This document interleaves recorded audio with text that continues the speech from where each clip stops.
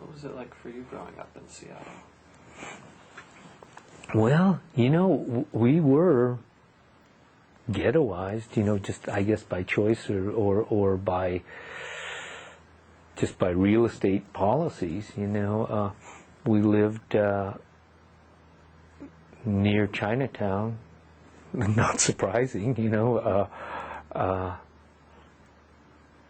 It was a semi-industrial area. There was a glove factory, a tire warehouse, and it's now where the Dearborn exit is of I-5. And there were Japanese families there, and we were insulated. We thought north was north of Jackson Street, North Seattle. We very rarely went north. We always just stayed in our own little area. And our milkman was Japanese. Actually, he was Andy Shiga's Imports on the avenue. He helped invent the University Street Fair. He was a Quaker, and he went to prison instead of going into the service. So, just a sidetrack, and he claimed that he lost his hair because he participated in starvation experiments, to help the soldiers. Because he was a Quaker. I used to work for Andy as a kid. But anyway, Andy Shiga at that time was our milkman. Our florist was Japanese, our grocer was Japanese, our doctor was Japanese, our dentist was Japanese, our insurance man was Japanese.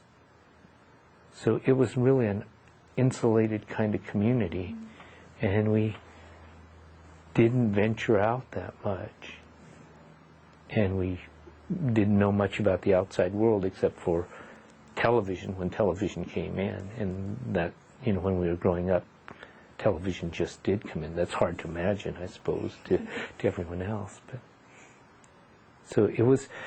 We were isolated and insulated. Our friends were Japanese, so we really didn't have much contact with really the outside world. We did go downtown and things like that, but we were just different.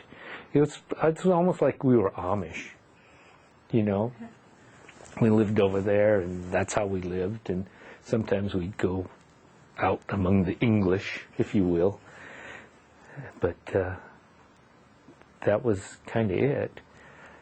But growing up, as I said, I knew that right from the beginning we were in a different America. We lived in a different America than the other people.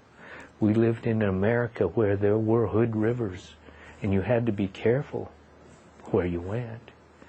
And people would call you names. I've been called almost every name you can imagine, And strangers would do it. It's like when you just start thinking that